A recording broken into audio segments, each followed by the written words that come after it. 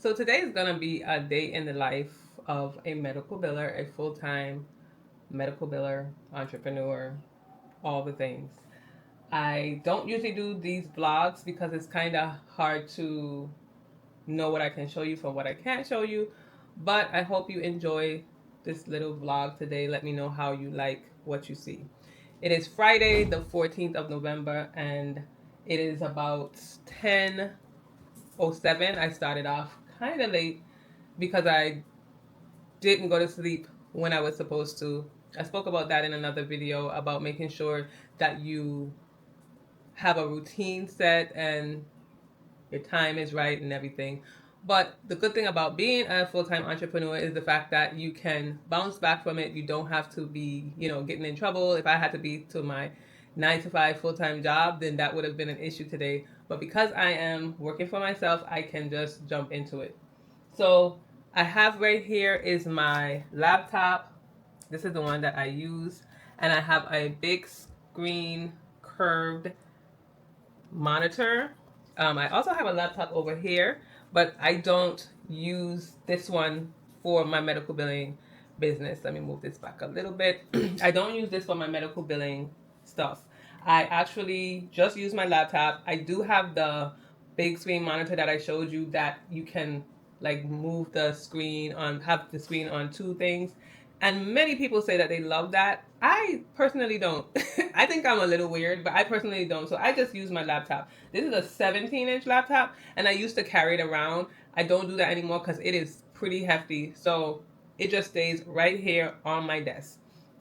And then I have, my other stuff. I have my printer back here, which is an Epson printer, and I love it because I also do personalized button pins. I use that printer as well, so I love that printer. I have one that's down below, if you can see that, and my little puppy is down here too. He's not far. But I also have a HP Envy, which I don't use that much. I use it sometimes for certain things, but it's kind of just down there. I don't really use it too much. It's on top of a little stand that it came with the table or the desk. So it's on the stand down there. My other one is up there. So I used to have like 3, 4, 5, 6 printers, but these two really work well. So we're going to jump into what I have to do today. I have my planner here, which I always have, and I love it. But right today it has nothing in it, which is not usually me. It's empty, like empty Friday, Saturday, Sunday. So I'm going to do that right now, where I'm going to write down what I need to do before I actually jump into doing it. So I took about 5 minutes to just write down what I want to do, trying to get some of these thoughts out of my head, plan for the day, plan both for work and for my home, my house. I have stuff to do in the house. So I sat down, planned a little bit for that. Now I'm going to jump into some work because, again, it is late and now it is 10:14.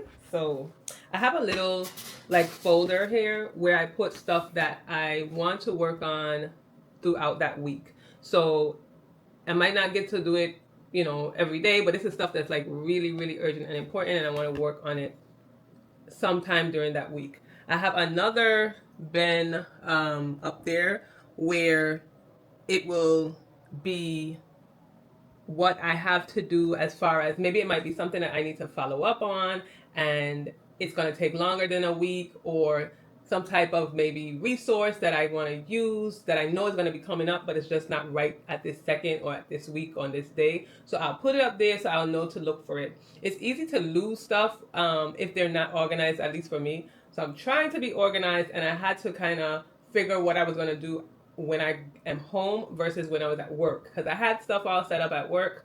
Now I'm not at work, so I have to do this now the way I would do it home, get myself together, get my routine together. So that's what that is. So in here currently I have a couple of things that I need to do. I have to call the insurance company, Blue Cross Blue Shield, about a claim that it seems like they're doing a recoupment on, and I don't know why. But Blue Cross Blue Shield, for me at least, is not they don't communicate well and they don't tell you stuff. So right now I have a remittance advice that shows that they're recouping something, but it has no explanation as to why they're doing it. So I have to call that. And then I have to call Tebra, which is the software that I use for one of my providers, because I'm trying to adjust a patient's chart and I can't seem to get it done. I need to fix the payments on it. And every time I do what I think they told me I'm supposed to do, it doesn't work. So I'm dealing with that. I also have a provider. Like I told you before in many videos, I do like credentialing and consultation for providers that I don't work for full time. So they're not my clients full time. But I have a provider that I always do a lot of credentialing for, and he does his own billing. So when I had to meet with him about something for credentialing yesterday, and he wanted me to do something to help him with a claim that was denied. So I'm working on that. I'm waiting for him to send me some information about that. So I just have, a couple of things that I need to follow up on for different things like that. And then I have here also, I need to check up on some workers' comp claims. As you know, with workers' comp, they take a little while to pay you, but I just want to follow up with them, make sure that the payment is in process, because there's a lot of dates of services. For the workers' comp that I am doing now for a physical therapist, I have to wait until the whole therapy sessions are complete, the package is complete, in order to bill out that those claims. So there's some good stuff that I'm doing, and I also need to do some claims, send out some claims for one of the providers that I work for. I send out claims for her twice a week.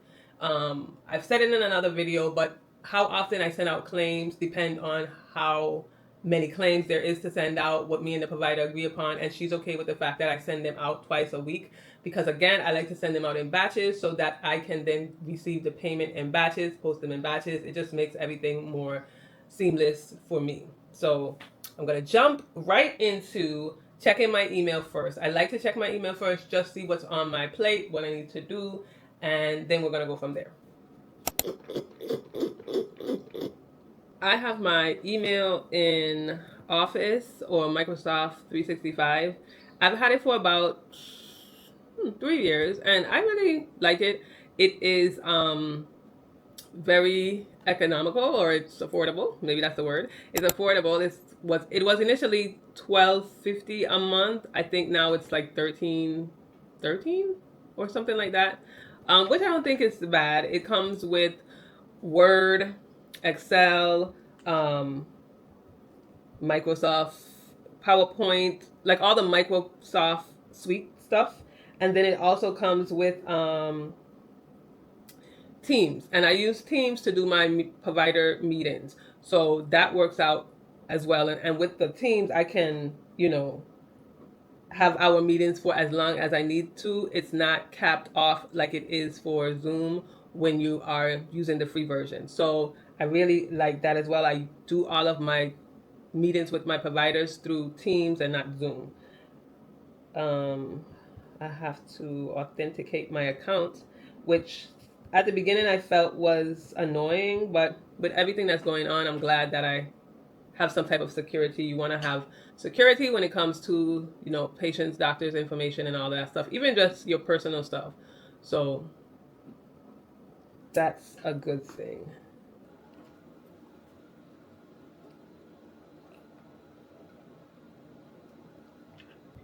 If you're wondering what I'm drinking, it is the Rise Mushroom Coffee. I've spoken about it before. I have a cup every day, and if I don't have a cup, I kind of feel like I'm off and something isn't right. It could all be in my brain, I don't know, but I need to have my Rise Mushroom Coffee. So I'm in my email, and I have 37 new emails, which isn't bad. I try to go through them every day and don't leave anything that's not dealt with.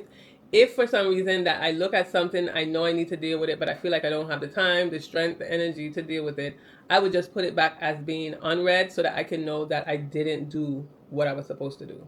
But I always, delete stuff, clear stuff out so that I don't have like 200, 300, 400 emails. And I also communicate with my providers through my email. So I don't want to miss anything that they've sent me.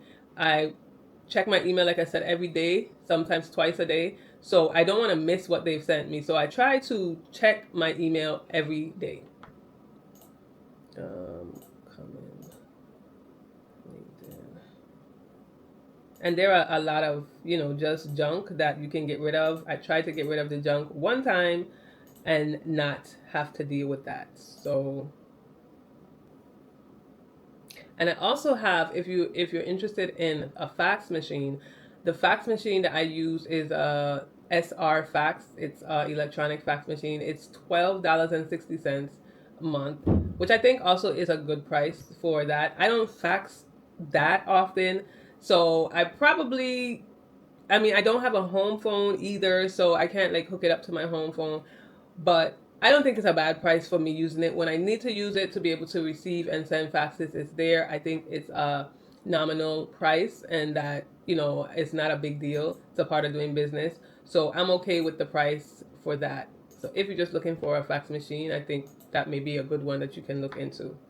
Okay, so I'm gonna start by calling Blue Cross Blue Shield about this claim that I am not sure why they are recouping.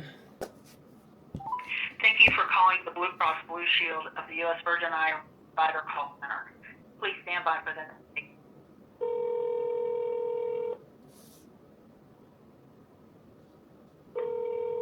Good morning. Thank you for calling the Blue Cross. So I just got off the phone with Blue Cross and Blue Shield. They are telling me that they are not recouping anything, although I see that it looks like a recoupment. That's why it's important sometimes to call the payer. You just don't want to assume that, whatever you're seeing is correct.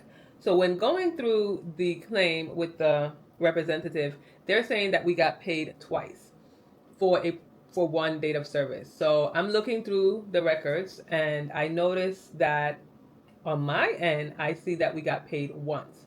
So what I'm going to do to try to figure this out, because if they're saying we got paid twice, I'm only showing one time.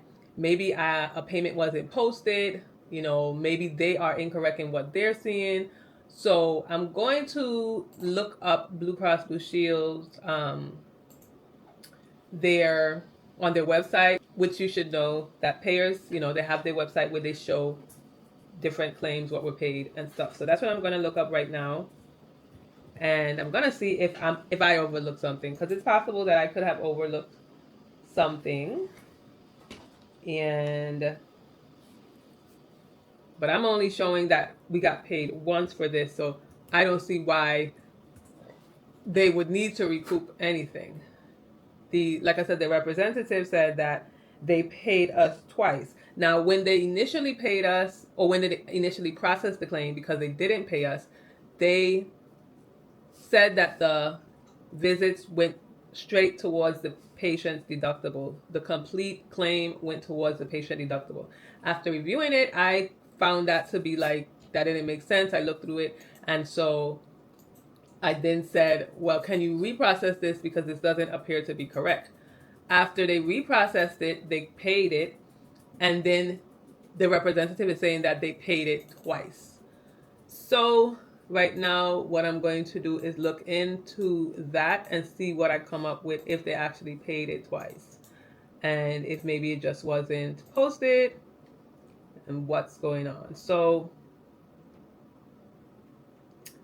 I am in here right now, and I'm gonna have to pull up. Why is this so big? Okay, so after looking at this, which I wish I can show you, but it has people's information on it. But there was a processing of a claim that went to the patient's deductible. The complete claim went to the patient's deductible. Then after I called, they reprocessed it, and so they had to reverse that initial claim of it being to the patient's deductible. So you see a reversal. Then they paid $316.80, where the patient had a responsibility of $50. Then they supposedly paid again the same claim, $316.80, and the patient had a copay of $50. and then they reverse that. The difference between the last payment and reversal is that I never actually received a payment. It is a non-payment, which is what I'm looking at presently. And so it confused me because I wasn't sure why they would even show that they're taking back money if they already paid for it. I hope that was clear. I don't know if it was, especially not being able to show you. But the bottom line of this particular claim is that it's important to call and don't just leave anything, like, oh, well, you noticed this and you just leave it. Because especially with Blue Cross Blue Shield, at least in the U.S. Virgin Islands, they are not really clear about what they're doing. They take money and then you don't know what they're taking the money for. So I wanted to be clear on that. I had that situation before and I don't want it to deal with that. So that took a short time. I'm glad for that. I'm just going to write down what I see and what happened, and then I can move on from there.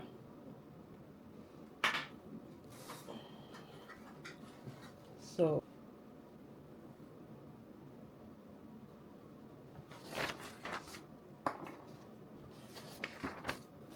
okay, now I need to call Tebra about the posting this claim information for a patient. I've been using Tebra for about maybe a year and a half now. I've gotten really comfortable in using it. I like using it. I'm learning how the system works. And now the provider has told me that they are changing systems. So if you decide that you want to use the provider system, you have to be aware, or you have to know that they can just up and change. So now I'm going to have to learn a new system all over again, which, is not necessarily bad for me. I do consider myself pretty computer savvy and I'm okay with it. But again, it's going to be a learning curve. So it's going to take time when I'm learning it to, learn the billing, post payments, do all of that stuff. And I'm pretty sure they're going to have their own set of quirks, because I don't think there is a system out there that actually does everything perfectly. So let me see. I had to figure out why I even needed to call them.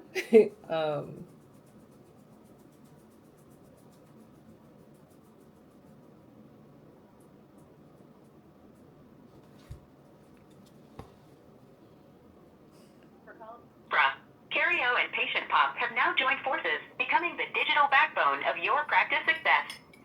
Please listen carefully as our menu options have changed. For customer care, press 1. For questions about your invoice, press 2. For assistance with your Cario products, press 1. For assistance with your... Thanks for your patience. Your call is being connected. Hello. Thank you for calling Tebra. So I'm on hold with Tebra. He's trying to look up what I need. Sometimes the computers give glitches. The software gives glitches. And this is, I think, what's happening now. I need to send a patient statement. And because it's showing that the claim is closed out, I can't send the patient statement. So he's trying to find out what's the problem so that I can send this out to the patient. Try to get out the patient statements as soon as possible, because you don't want a patient getting a statement that is for a service that's 2, 5, 12 years old, and then they're not going to want to pay. So yeah, they're this is what we're waiting for,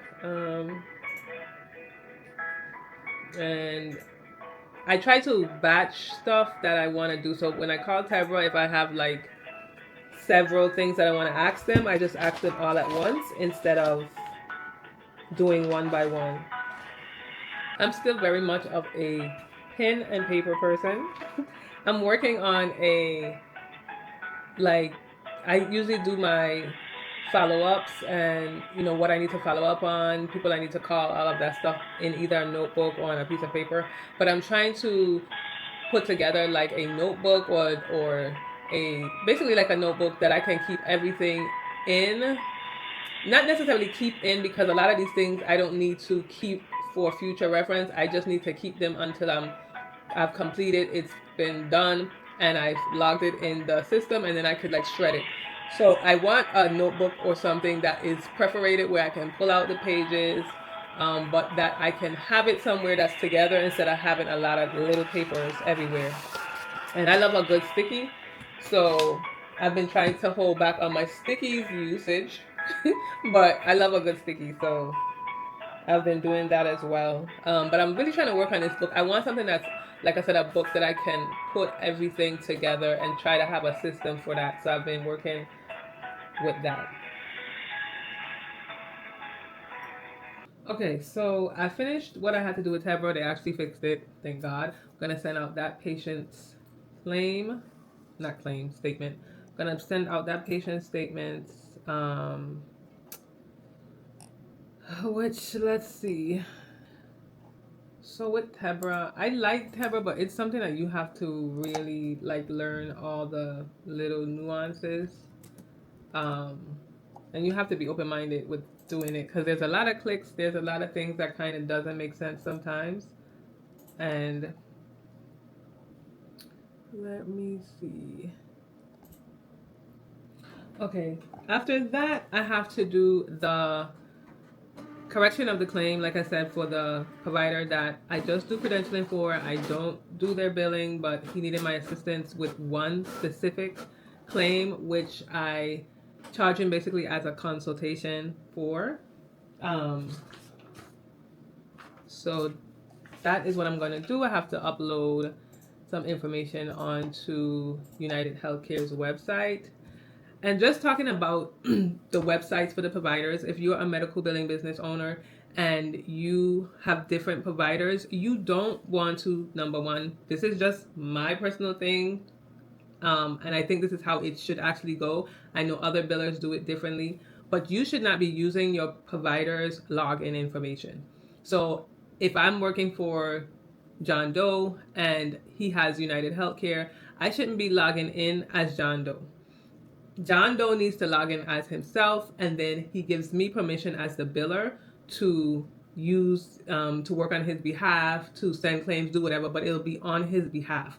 It shouldn't be me logging into his account. The long and short of it is that you should have access to, or the provider should have access to their own account. They should have set up their own account, and then they will just give you access to it so they can give it to you and then they can take it away. So when I log into anything, Medicare, United Healthcare, Blue Cross, Cigna, Aetna, wherever, Availity, wherever, I use my account for my business. Then I ask for access to the provider so that I can then see their information. So currently, like I said, we're going to go into United Healthcare's account so that I can upload some information. How that works too is that when I get into United Healthcare, there's gonna be on your top left-hand side, if you've ever logged into a United Healthcare portal, you'll see on the top left-hand side, payer, and then it will say provider. That's underneath where it says training, support, practice management, and your name. So you'll see payer and then you'll see provider. So I would first change the provider to whichever provider I'm working on at that present moment. So right now I have 3 providers underneath there. So I choose the provider that I want to work for, click save, and then I would choose the payer. You know, with United Healthcare, they have a ton of payers. So it's no longer just United Healthcare. It's AARP Supplement. They have UMR. They have the Preferred Care Partners in Florida. They have Health Plans of Nevada. They have a list. Sometimes it gets so annoying because you don't even really know who to look for. Like United Healthcare is tied to everybody. But so then you choose who I need to choose. So the patient that I'm working on has the straight up commercial United Healthcare. So I choose that. And then I go to on the top, along the top, it has like eligibility, claim payments, referrals, prior authorizations. I am currently looking for claims. So I go to claim and payments, and then I go to look up claim because I'm looking up a specific claim that I need to work on. So I should have had this information. Oh, good. Just making sure I have it here. So put in the patient's ID number and the patient's date of birth.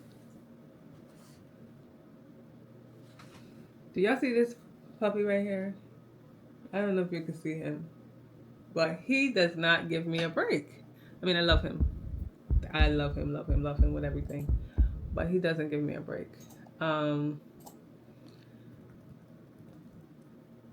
Just trying to look for the patient's date of birth. Most of the time when you're looking up something, which I should have already been prepared for this, you always got to have the patient's ID number for the most part and their date of birth. But I wasn't prepared. Which I always tell you guys, get prepared. But I, wasn't prepared.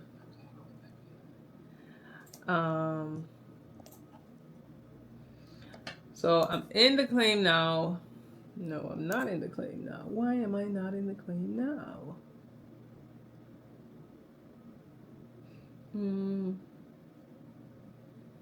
Looked like I didn't have the correct ID number. Oh, yeah, I was missing a number. Okay, so I'm going to the claim that I need to adjust. And United Healthcare has it to where you can correct the claim and do it online.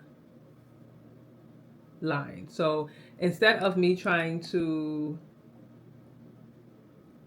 send in a corrected claim by paper, I actually believe that this provider sends in their claims by paper because they don't have a lot of claims, and so they prefer to send it by paper. But this will be way faster.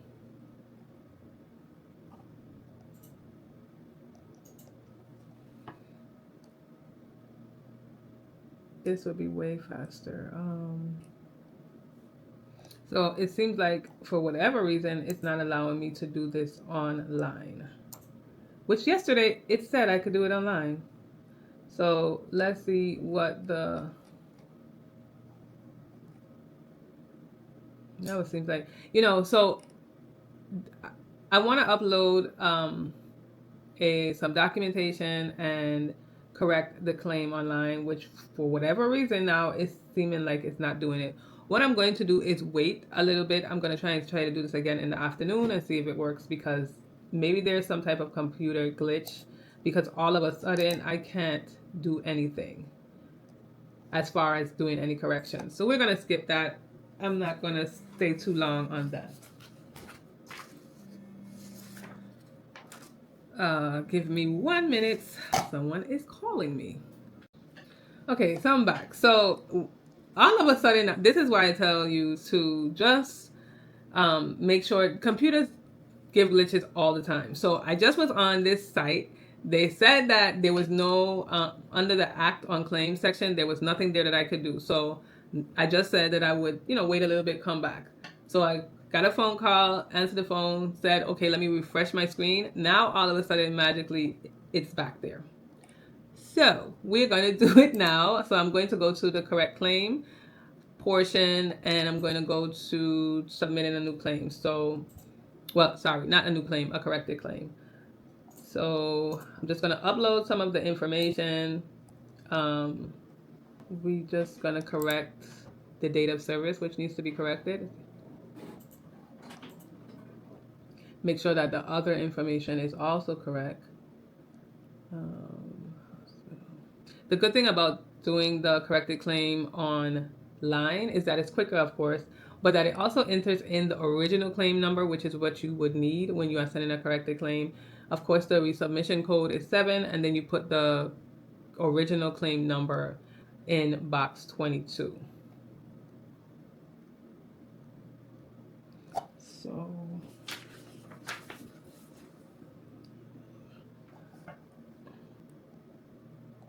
you have to be careful to make sure you put the right thing. This particular claim has, let me see, I think it's all 6 lines. So I'm just trying to be sure that the only thing I'm trying to trying to correct is the date of service. So this date of service actually has more than 6 lines. So when the provider additionally sent it, they had to send it on 2 claims because of how much lines there were. So there were actually 9 lines. I'm just going through them, trying to be really careful that I check and double check. After I make the corrections, I'm going to then double check again to make sure that I didn't miss anything that I wanted to correct.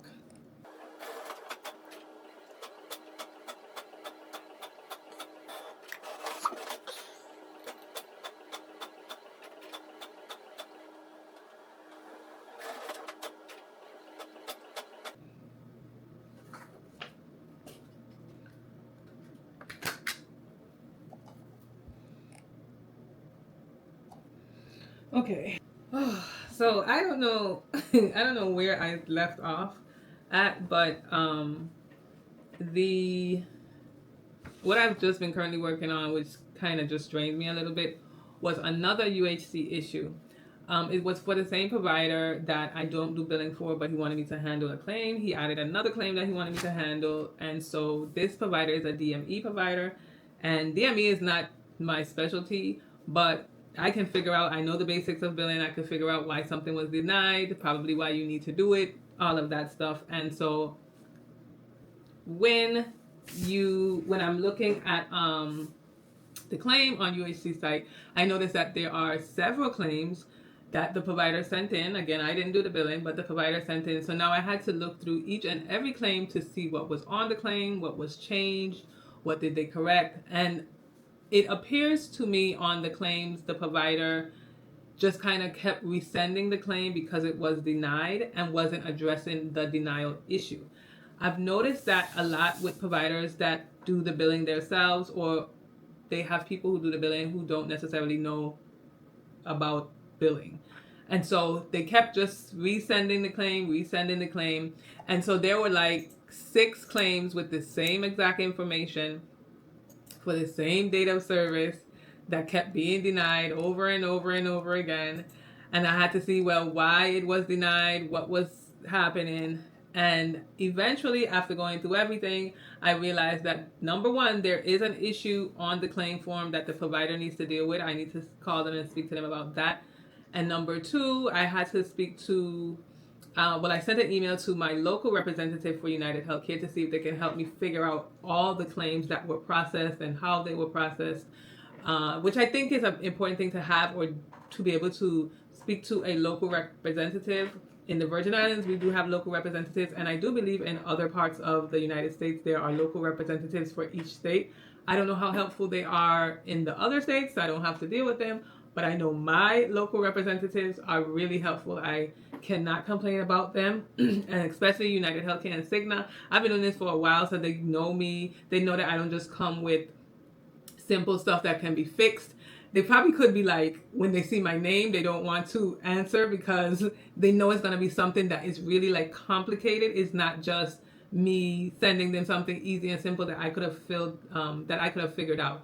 So when I send my representative stuff, I don't take advantage of them helping me, but I send them stuff that it's really complicated and, I just can't figure it out, and that is why they're there to help me. So I think they try to help me because they realize I don't send it to them often, so when I do, it must be something that really needs their attention or really needs to be addressed by them.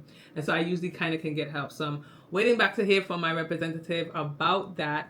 What I see with the claim is that there was an error in the place of service, and then there seems to be some type of issue with the provider's credentialing for this particular insurance company, United Healthcare, which I did the credentialing for it. So I know the provider is credentialed and should be in network.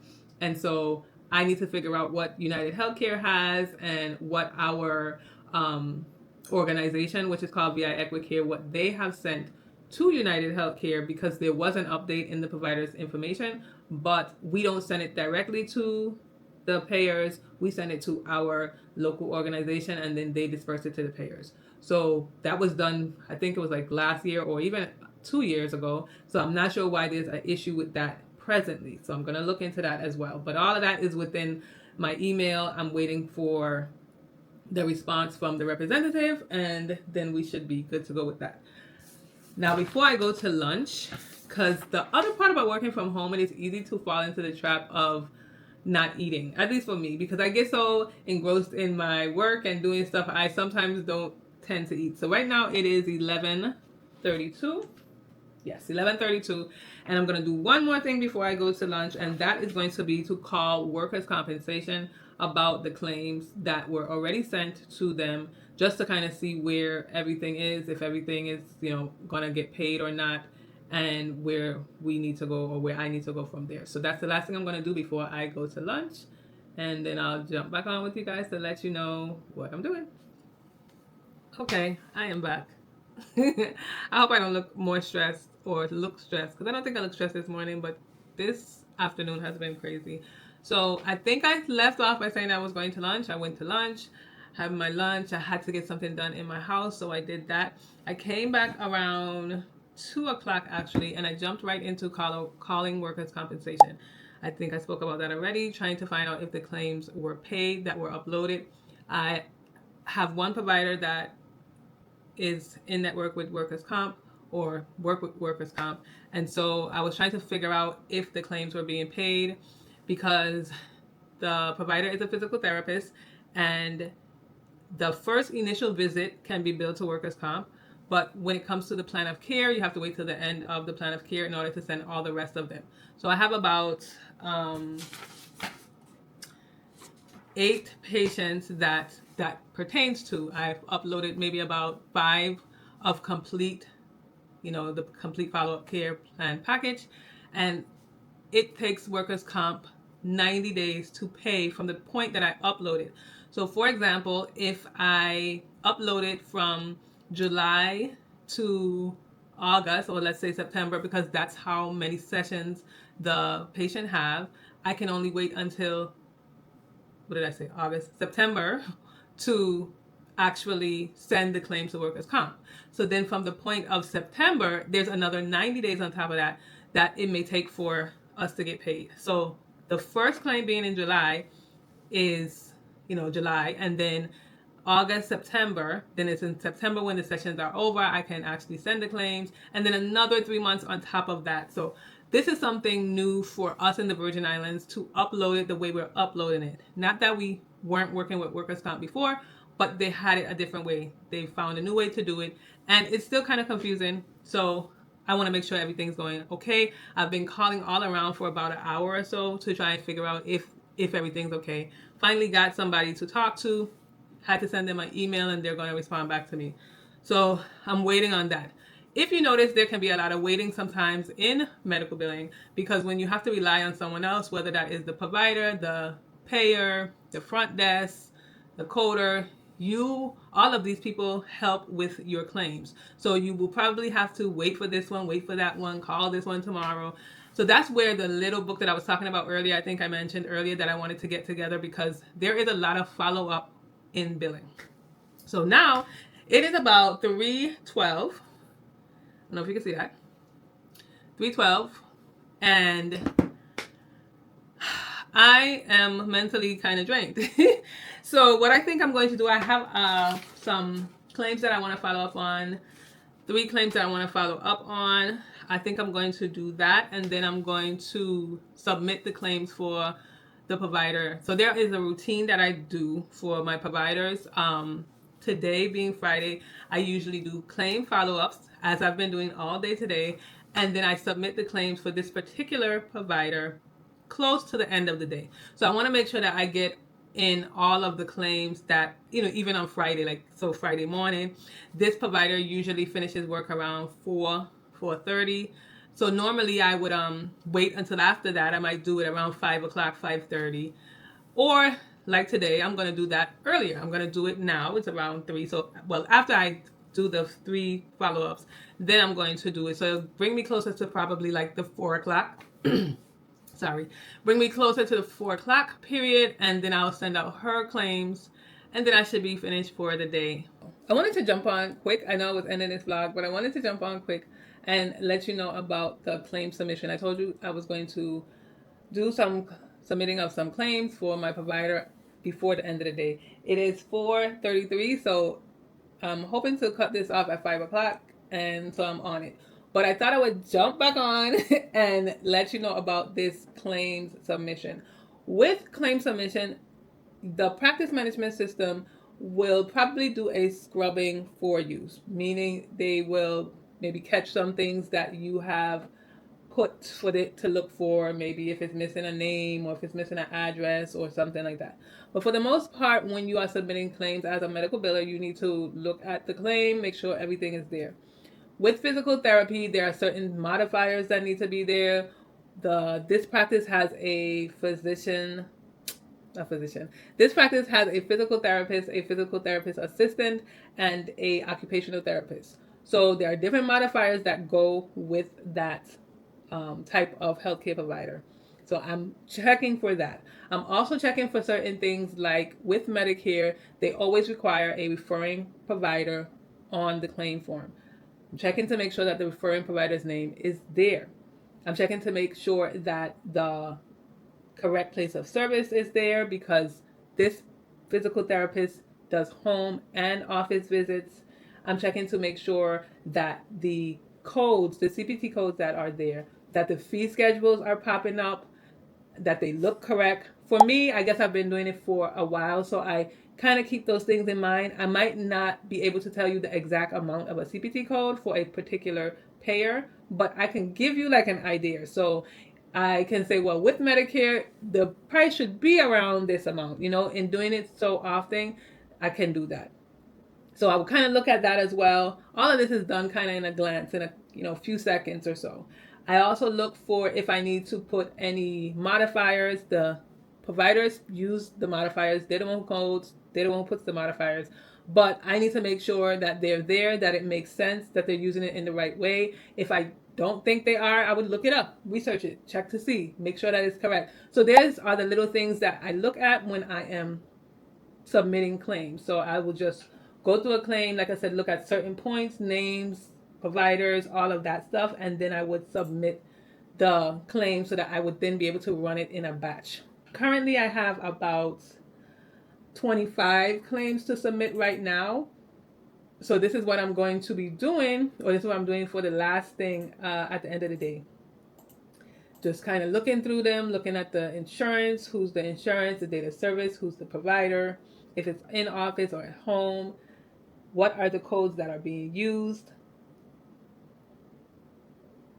So there are just, like I said, some things that you need to look for. The modifiers are the charges showing the right amounts.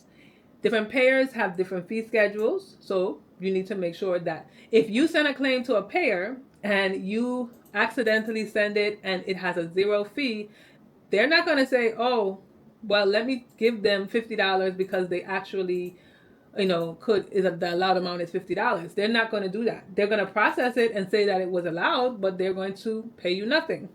So you need to just make sure all of those things are in place. So I'm just going through each and every one of them. Like I told you, this provider has workers' comp, so I'm going through those too so that I cannot send them. I don't want to send out the workers' comp before I need to, because that's going to mix me up. So there's just a lot of little twerks here and there that I have to make sure that I get done. So I am really off this time. I am finishing the claims, submitting the claims. I have, like I said, about 25-30 claims to submit. I'm going to submit those claims, send them off, and then I'm going to be off of work at 5 o'clock. I don't always end at 5. Sometimes I end earlier, sometimes I end later, sometimes I end and then start back again. But I don't think I'm going to be doing that tonight. I think this is the cutoff, the end for my business day. Thank you for sticking around with me, and let me know how you like this video. I will see you in my next one.